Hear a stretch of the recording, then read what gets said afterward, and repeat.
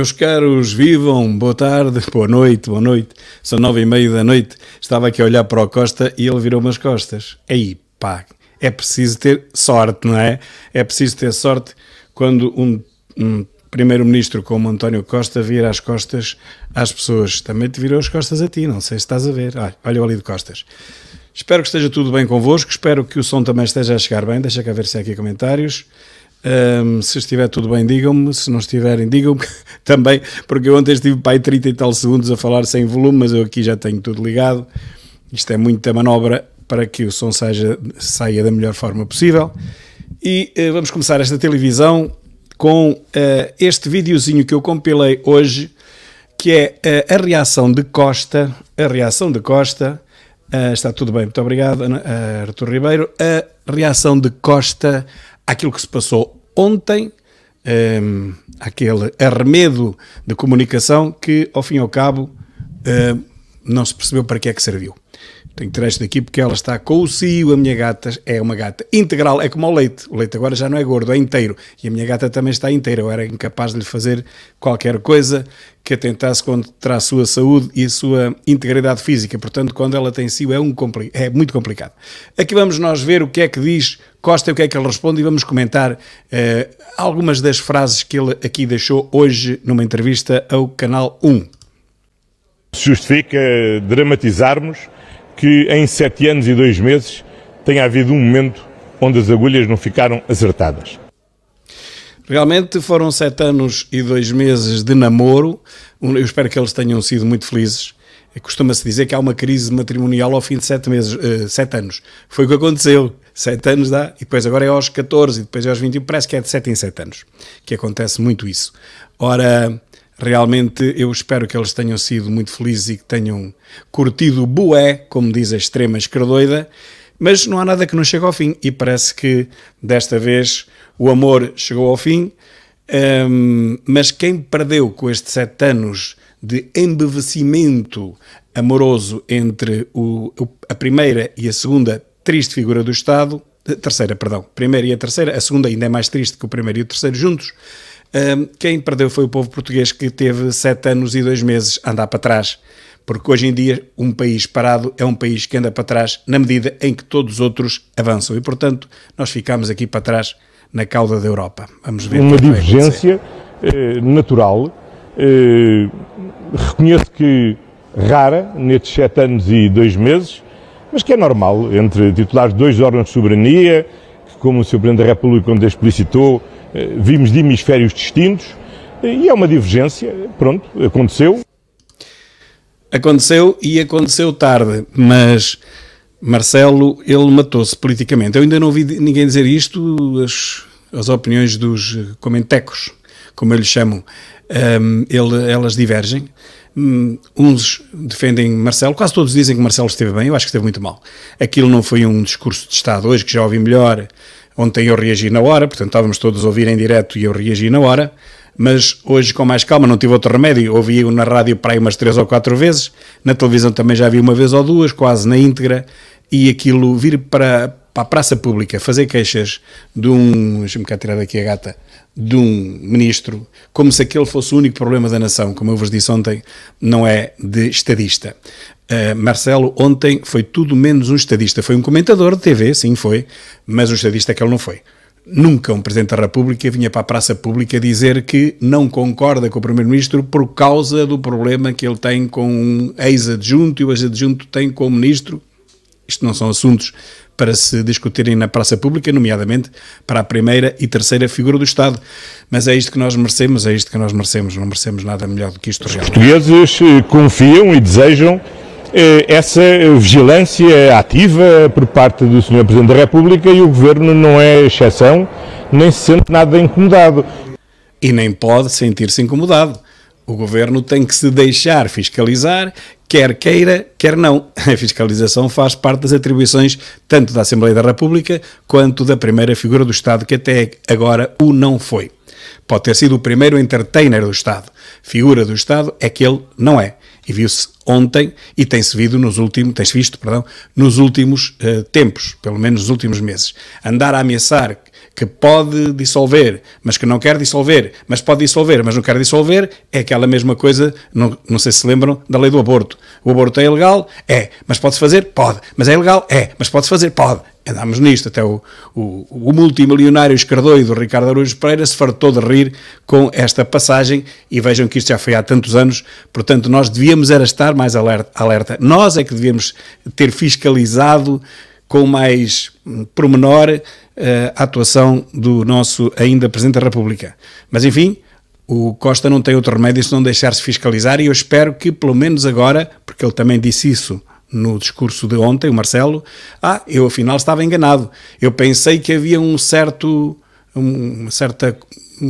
que as ideias estavam mais ou menos alinhadas, e depois, mais tarde, vem dizer que vem do hemisfério da direita e o Costa vem do hemisfério da esquerda, mas como é que as ideias podem estar alinhadas? Mas por acaso tem razão, porque entre PSD e PS... venha ao diabo escolha, aquilo é a mesma treta. Na prática é a mesma treta. Bem sei que os programas políticos o não são, mas depois na prática política aquilo vai dar ao mesmo. Aliás, o PS até consegue ser PS e PSD ao mesmo tempo, porque relativamente à mesma empresa, que é a TAP, consegue nacionalizá-la e a seguir privatizá-la. Quer dizer, não é? O PSD privatizou, o PS chega lá e reverteu, foi a primeira coisa que fez, agora fica nacionalizada, é nossa, a companhia de bandeira é toda nossa, nós podemos pagar milhões por ela e não usufruir de coisíssima nenhuma, mas é nossa. E logo a seguir percebeu a arrancada que tinha feito e toca de fazer a mesma coisa que fez o PSD. Portanto, realmente o PSD é o PS2 e o PS é o PS 2 em 1, tanto é PS como PSD. Isto realmente é uma comédia, não há sombra de dúvidas que é uma comédia autêntica. As condições para cada um de nós exercer as suas funções medem-se desde logo pelos resultados.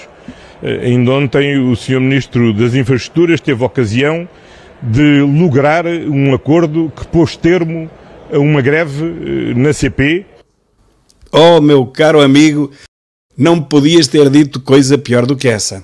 Então quer dizer, afinal o Galamba é muito bom porque logrou acabar com uma greve na CP. É muito bom por isso. Bom, mas então ele acabou com a greve na CP porque os sindicalistas da CP lhe falaram de mansinho, ou foi porque ele cumpriu com aquilo que lhe estava a ser exigido? Mas nem vale a pena entrar por aí, porque nós temos outros ministros no mesmo governo. Olhe, por exemplo, o Ministro da Educação, que não consegue acabar com a greve dos professores, que já está desde o princípio do ano. Então, se Galamba é tão competente porque conseguiu acabar com uma greve, então, meus caros, o Costa da Educação, é o mais incompetente que há. É o verdadeiro calino da competência, porque não consegue acabar com a greve dos professores. Este tipo enterra-se todos os dias. Todos os dias. Partilhamos uma igual visão de que houve um acontecimento deplorável, divergimos sobre quem é o responsável por essa situação, mas estamos convergentes sobre o mais importante, que é a necessidade de garantir estabilidade e de prosseguir a ação governativa nas políticas que permitem traduzir, termos uma boa evolução económica.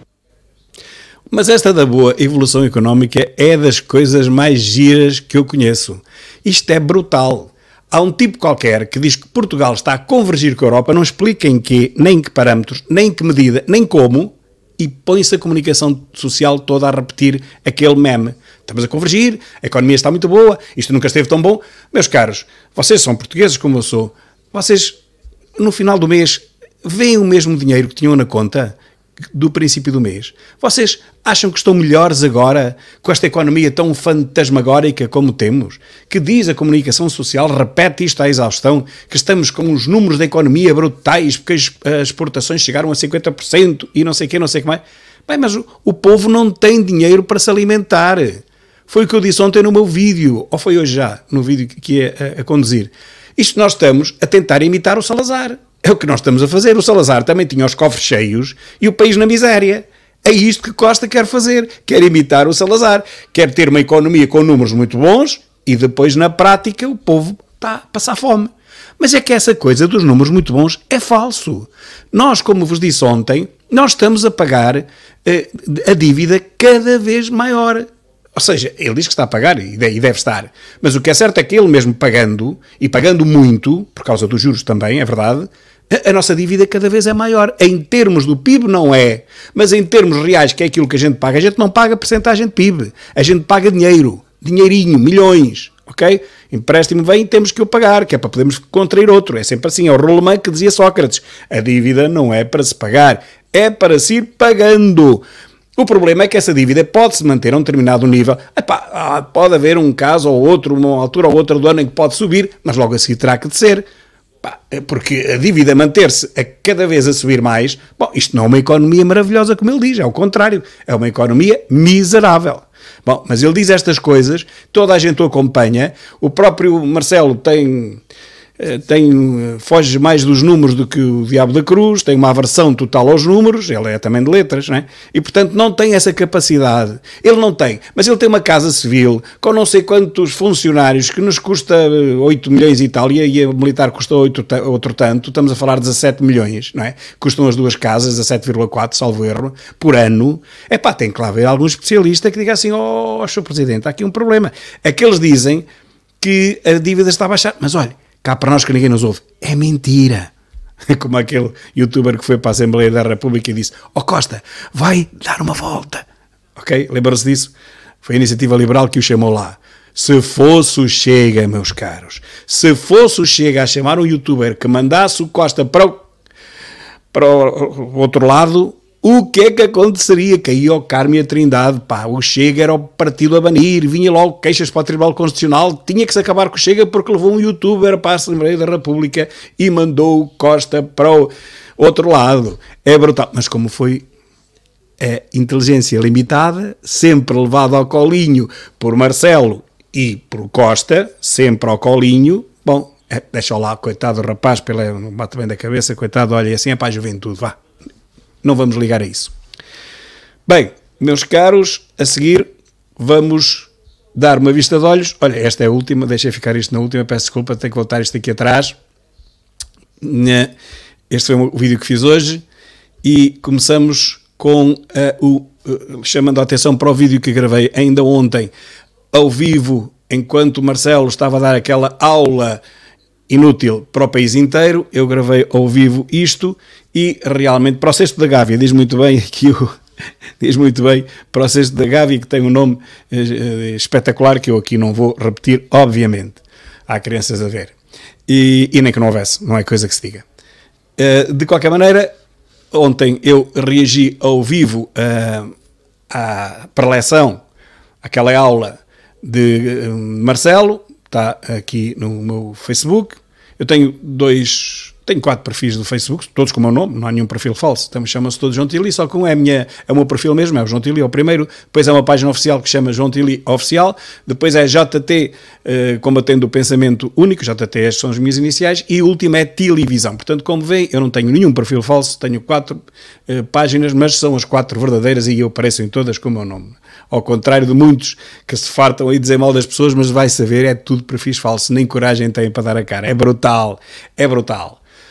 Pois Montenegro esqueceu-se de declarar, não sei se deram conta, eu ontem à noite, olha, isto já foi há 21 horas, portanto faz quase 24 horas, ontem à noitinha, quase à meia-noite talvez, vi esta notícia, uma coisinha pequenina, que passou, enfim, quase pelos pingos da chuva, como costuma fazer Costa. Não sei como é que aquele físico consegue passar pelos pingos da chuva, para que ele é assim todo. E Montenegro esqueceu-se de declarar um paláciozito de 6 assoalhadas com 800 metros quadrados em Espinho. Só pode ser Alzheimer. Eu mais à frente vou falar um pouco sobre isso. Uma noticiazinha no fundo do Expresso, penso eu. Coisas que não servem para nada, entretanto, porque há um conjunto de coisas que nós temos muita dificuldade em perceber para que é que servem. E é aqui uma chávena com a mãozinha por dentro, este espécie de portão, como veem, tem uma grande utilidade, este regador também tem, e este último objeto que é capaz de os 4 ser o mais inútil. Hoje, à ida para Vilar Formoso, gravei este vídeo que tem 17 minutos, mas tem muitos pensamentos, tem muita coisa para quem gostar de pensar nas coisas. Há aqui muitos assuntos que eu penso que vale a pena ouvir. O som não é grande coisa, não sei porquê. Depois é que vi que aquilo tem uns batimentos, peço desculpa por isso, mas é a primeira vez que acontece. Se calhar até vou refazer o vídeo com um som melhor, mas tenho que o fazer de novo, claro. São 17 minutos, ainda demora um bocado de tempo. Mas tem muita coisa, se fosse a vocês via isto, porque eu podia tirar aqui talvez uns 20 ou 30 clipes de um segundos, que são os tais chamados soundbites, que o Cotrim Figueiredo da Iniciativa Liberal dizia: nós trabalhamos para os soundbites. Não sei se viram o vídeo daquele youtuber que há pouco falei, ele fez um vídeo com aquilo tudo, e então aparece o Cotrim Figueiredo a dizer: mas o que é que o senhor está aqui a fazer? E ele responde: olha, para já foram vocês que me convidaram. Pronto, deu logo cabo dele. E depois ele explica-lhe: bem, eu perco aqui não sei quantos minutos, meia hora para fazer 1 minuto de texto, ou 2 minutos de texto, acho que é 1 minuto, 30 segundos de texto. Portanto, eu perco aqui 5 horas para fazer o discurso, eu tenho que procurar o soundbite, pá. Aquilo fez-me lembrar o Marcelo, pá, tão desajeitado, a explicar num vídeo para o povo ver como é que ele trabalha para arranjar soundbites, para que os soundbites depois fiquem na memória da comunicação social, que por sua vez vai repetir aquilo à exaustão nas cadeias de televisão que levam o Iniciativa Liberal, ou Inteligência Limitada, como queiram, ao colinho. Este vídeo tem muita coisa. Eu vi esta fotografia hoje, algures, e isto faz-me lembrar Portugal. Isto é um desastre, um acidente destas locomotivas. Isto foi em 1895, perdão, nem foi em 1900, foi no século XIX ainda, 22 de outubro, na estação de Montparnasse, em Paris. Eu olho para isto e só me lembra o nosso governo, o Portugal, uma coisa assim. Espero que as coisas melhorem. E uma notícia que também aparece um bocadinho no fundo do jornal, uma coisinha para que, tem que lá estar, não é? Mas para que ninguém leia, não sei como é que não põe ainda, qualquer dia, estas notícias assim que passam despercebidas, que são feitas de propósito para passar despercebidas, qualquer dia aparecem com letra bege, fundo branco e letra bege, que é para termos a certeza que ninguém consegue ler aquilo. Então o BCE desligou a bazuca ontem. Isto vem no Dinheiro Vivo, isto não é uma fake news, é na revista Dinheiro Vivo dos especialistas. O Banco Central Europeu desligou a bazuca, diz que já chega, não há dinheiro que chegue para esta gente toda. Exige o fim imediato dos apoios para a energia e diz que não pode ajudar mais Portugal. Foi isto que disse Christine Lagarde ontem. Passou uma coisinha aí tipo 10 segundos, onde ela diz: lamento, mas não podemos ajudar mais Portugal. Agora vamos ver quais serão as consequências disto. Porque nos foi vendida a ilusão de que nós íamos receber 56 mil milhões da bazuca. Tomáramos nós receber se calhar 1/10. E se calhar nem 1/10 receberemos porque já está desligado. Para a energia já não vai mais nada. E para outras coisas também não. E ela diz, a Christine Lagarde diz, que não podem ajudar mais Portugal. O texto é do Luís Reis Ribeiro, 5 de maio de 2023, à 00:01, ok? Portanto, vejam bem, foi hoje, à 00:01, no primeiro minuto do dia. Passou o dia todo, eu não vi isto em lado nenhum, na rádio, passei o dia de carro, não ouvi uma referência a isto. Na televisão já vi 2 telejornais, embora rapidamente em zapping, não ouvi uma referência a isto. Mas está aqui, BCE desliga a bazuca e exige fim imediato de apoios na energia e diz que não pode ajudar mais Portugal. Não sei qual é a parte que a comunicação social não entende destas gordas que aqui estão, destas letras gordas. Não sei qual é a parte que eles não entendem para não fazerem replay disto. Se for um soundbite da Inteligência Limitada, levado ao colinho, isso aparece 300 vezes. Se for um soundbite do Costa, aparece 400. Agora, uma coisa destas, que é uma catástrofe para Portugal, está lá uma coisinha assim, olha, o que vocês veem, está muito aumentado. Hein? Isto está muito aumentado, isto é uma coisinha pequenina, é um recortezinho mínimo. Vamos ver o que vai acontecer nos próximos dias. E quem é que vocês acham que está aqui a espreitar? Digam lá, quem é que acham que está aqui? Olha, é o Marcelo que está a fiscalizar, está muito mais atento agora. Costa não tem hipótese nenhuma, realmente, não há dúvida. Com esta fiscalização, com esta apuradela maxi, que agora vai ter uma super apuradela. Antigamente era só uma apuradela, agora é 2. Apura de manhã e apura à noite outra vez. Agora é que nós vamos ter a coisa bem fiscalizada. Hein? E um geladinho. Opa, maravilha. E por falar em coisas inacreditáveis que a comunicação social esquece de nos dizer. Também deve ter tudo Alzheimer, aquela gente toda, desde que começou lá com o Ricardo Salgado, agora já tem tudo Alzheimer, penso eu. É que os carros elétricos foram dos primeiros a serem construídos. E depois é que se passou para os carros de combustão interna, porque tinham muito mais autonomia, iam para todo lado, muito mais longe, não precisavam de estar a ser carregados. Um carro elétrico andava a meio de quilómetros e depois tinha que ter até energia para chegar a casa, para ser carregado. Caso contrário, ficava aí no meio da rua. Ora, aqui está a carregar um carro elétrico em, imaginem os meus seguidores, em 1911, há mais de 100 anos.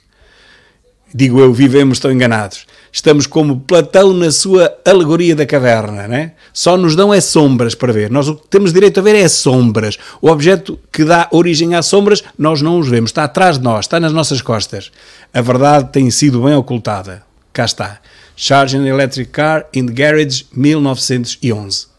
Brutal. E vem com estas coisas que os carros elétricos é que é sustentável, é a última palavra da tecnologia.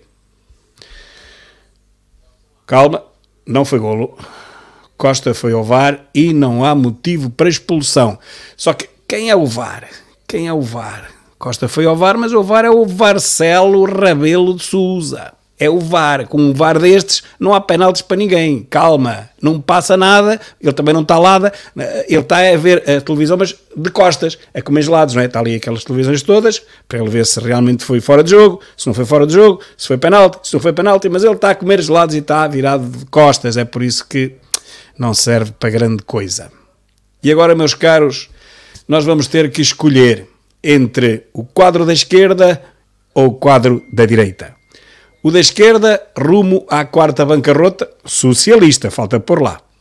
O da direita, rumo à quarta república, pois a terceira está mais que podre. Este país está mais podre hoje, meus caros, e já nem falo neste último episódio do Marcelo, já nem falo nisso. Falo só dos últimos, 6 meses, pronto. Esquecemos esta coisa aqui do Marcelo. Nos últimos 6 meses, o país mostrou que está mais podre do que estava Portugal em abril de 1974. E esta Terceira República realmente não tem ponta para onde se pega. Nós temos que decidir ou o quadro da direita rumo à Quarta República ou o quadro da esquerda que é rumo à quarta bancarrota. Escolham, eu por mim já escolhi há muito tempo. E cá está a tal moradia que Montenegro, coitado, também fruto da provérbia idade que já tem. Isto, a idade não perdoa, meus caros, não perdoa. Montenegro até esqueceu-se de declarar ao Tribunal Constitucional o valor da casa com 6 pisos. Tem 800 metros quadrados, um elevador e 8 casas de banho. 8 casas de banho. Puxa. Agora, diria uma coisa a seguir, não é? Claro que não vou dizê-la. Nova moradia tem mais de 800 metros quadrados de construção. Quanto custou? Pergunta-se. Líder do PSD não diz. Não, queriam saber? Não digo. E não informou o Tribunal Constitucional sobre o aumento do valor do seu património imobiliário. Outro esquecimento. Mas isso é uma coisa também. Qual era o outro que tinha esquecido de dizer que tinha 4 milhões de euros na conta? 4 milhões qualquer um se esquece, as ninharias, não é? Agora, se fossem 400 milhões, aí já era complicado que ele esquecesse. Agora, mais 4 menos 4, mas o que é isso? Nada. Este amigo também, com uma casa destas, com 8 casas de banho, vai-se lá saber porquê, com 800 metros quadrados, é muito queijo, não é? Diz aqui o Zé Nunes, muito queijo. Sim, senhora, olha, tinha aqui uma coisa, eu quando chamo um dos vossos comentários, depois o que me acontece é que tenho que o tirar, e estou aqui sozinho para fazer tudo, é complicado, depois fica e estraga-me um bocado a coisa. Mas lá, paciência, isto também é amador, andar para a frente. Pronto, o que é que eu desejava ao nosso amigo Montenegro? Eu desejava-lhe que realmente fosse ao médico o mais depressa possível, mas não ao mesmo médico do Salgado, do Ricardo Salgado, não é esse, que esse eu acho que quem entrar a porta adentro, mesmo que seja uma criança de 8 anos, ele detecta-lhe ali Alzheimer, tem que ir a outro, está bem? Outro diferente desse, porque realmente a coisa não está a correr bem. Pois não, Doxa? Não está a correr bem. O Homem que Roubou Portugal é um livro que está agora a ser estreado. Está a ser estreado agora. E eu olhei para ele e não reconheci. A fotografia também está pequena. É verdade que a fotografia está pequena. E depois tem o chapéu. E realmente o chapéu tapa muito o cabelo branco, é o que eu digo aqui, com um chapéu destes, pá, isto disfarça muito bem o cabelo branco, eu vou ter que passar a usar um chapéu também, porque eu olhei para ele e não reconheci o senhor que ali está, não reconheci, nem só o indivíduo que ali está, nem o conjunto com o outro, que são dois, é um que era antes e outro que é depois, dois com maiorias absolutas do PS, não sei se estão a ver, mas não reconheci um dos dois por causa do chapéu. E para quase terminar, diz Costa que Galamba é muito competente, já falámos nisto, acabou com a greve da CP, logo o Ministro da Educação e outros que não conseguem acabar com as greves, mas nomeadamente este que me diz respeito diretamente, o Ministro da Educação é do mais incompetente que há. Ora vejam, há tantos meses e ele ainda não conseguiu acabar com greve nenhuma. Se Galamba é tão competente, como é que aquele outro Costa, o Costa 2, o escoteiro, como é que ele ainda não conseguiu acabar? É mesmo incompetente. É muito, escoteiro, isto é de uma incompetência. Se fosse a ti, pá. Henry Ford está a ser vítima agora neste preciso momento, nestes últimos dias, de uma campanha dos antifascistas, chamando ele fascista, porque parece que fez negócios com Hitler, vejam lá. E Henry Ford, um dos grandes visionários e dos grandes empreendedores dos finais do século XIX e princípios do século XX. Ford, como sabem, a marca de carros, Ford. Agora os escardoidos que acordam às 6 da tarde, ainda cheios de alucinogénios, chamam-no de fascista. O que eles se lembram? Chamaram-nos a nós de colonialistas, disseram que o padre António Vieira, que era uma joia de pessoa, defendia os autóctones da região, combatia o nosso Estado, o nosso rei e os vice-reis daquelas províncias ultramarinas, ou colónias, como queiram chamar. O padre António Vieira, que defendia as populações indígenas, chamaram-no de fascista. Agora o Henry Ford chamaram-no de fascista porque vendeu uns carros para a Alemanha. Então e nós que nos fartávamos de vender coisas para a Alemanha? Todos os países, enfim, os que não estavam alinhados com o outro lado, não é? Com os aliados. Todos os países que venderam coisas para a Alemanha são fascistas. Então olhem, meus caros, Portugal não vende, mas compra. Passa a ser um país comunista, porque nós compramos tudo à China, e a China é um país comunista, e o comunismo foi equiparado ao fascismo pelo Parlamento Europeu já em 2019, não é? Portanto, ser comunista ou ser fascista é exatamente a mesma coisa para o Parlamento Europeu, ou seja, para toda a Europa unida. É igual ser fascista como ser comunista. E é mesmo. Para mim eu não vejo diferença nenhuma. Quer dizer, vejo uma. Os comunistas mataram 16 vezes mais do que os fascistas. Mas não interessa. Os fascistas também já mataram 6 milhões, portanto já chega e sobra. Tão bons são uns como outros, mas é assim, se compramos coisas à China, então nós temos que passar a ser considerados um país comunista, certo? Ou qual é a democracia que existe na China? Quais são as eleições que há na China? Quantos partidos podem concorrer? Ninguém quer saber disso. Enchem a boca com a democracia, mas é cá. Depois vão a correr, prestar vassalagem, ajoelhar, lamber as botas à China. Isso está bem. Então onde é que está a democracia na China? Seus pais, Jesus. Olha aqui os ases pelos ares. Destes 4 ases, o de trás já foi pelos ares.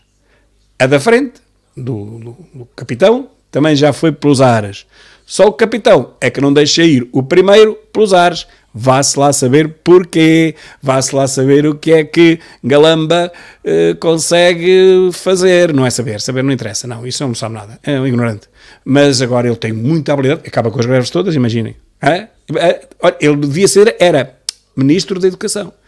Nós chegávamos lá, os professores, amigo Galamba, Sr. Ministro, nós queremos ser aumentados para o triplo, não há problema, já está. Veio como eu sou tão bom, acabei com a greve dos professores, aumentei-os para o triplo. Realmente é de uma grande competência.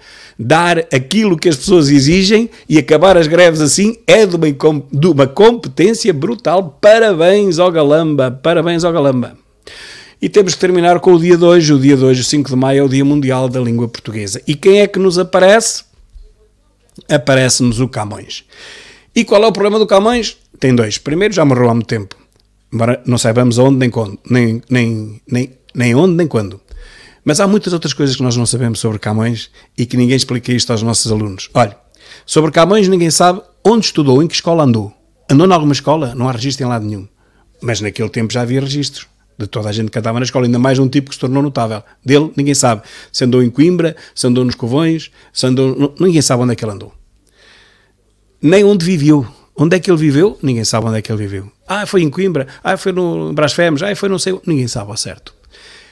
Ninguém sabe o que fazia antes de ser preso. Sabemos que foi preso. Foi preso numa rixa por causa de uma moça, foi preso, esteve na roda da tortura, foi torturado, ficou deficiente por causa disso, isso sabemos, por isso ficava sempre nos galeões, quando foi para Macau, também não sabemos porquê, ele ficava no galeão, foi a Ceuta também, dizem que foi lá que perdeu o olho, mas isso é tudo romance, não há nada escrito sobre isso, isso é tudo coisas tipo Frei Bernardo Brito que inventava a história, e para Ceuta foi, mas ficava no barco porque não conseguia andar. Isto não dizem às crianças, não conseguia andar, fruto da tortura que foi alvo também durante vários meses. Não se sabe também onde é que esteve preso, disseram que foi em Constança, parece que não. Disseram que foi no Linhó, no atual Linhó, parece que não. Portanto, também ninguém sabe onde é que esteve preso e onde é que cumpriu pena, portanto. Ninguém sabe como é que foi parar a Macau, ninguém sabe. Também como é que regressou, pois ele não tinha dinheiro, sabemos que ele esteve em Macau, sabemos que queria vir embora, mas não arranjava dinheiro, sabemos que apanhou uma boleia a pagar, mas ele não tinha dinheiro, portanto não sei como é que ele pagou para Moçambique, e de Moçambique para cá não se sabe.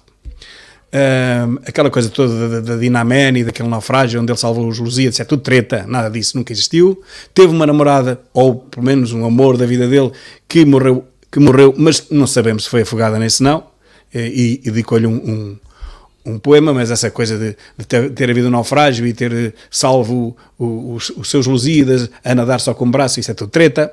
É como o Egas Muniz, com a corda ao pescoço e a família toda, nada disso, nunca existiu nada dessas coisas. E também não sabemos, o principal é como é que um iletrado, porque ele não andou na escola, pode ter escrito uma obra gigantesca da literatura nacional, a mais completa, chamada Os Lusíadas. Mas é curioso, e todos aqueles sonetos também que escreveu, belíssimos sonetos. Agora, o curioso é que aconteceu a mesma coisa em Inglaterra.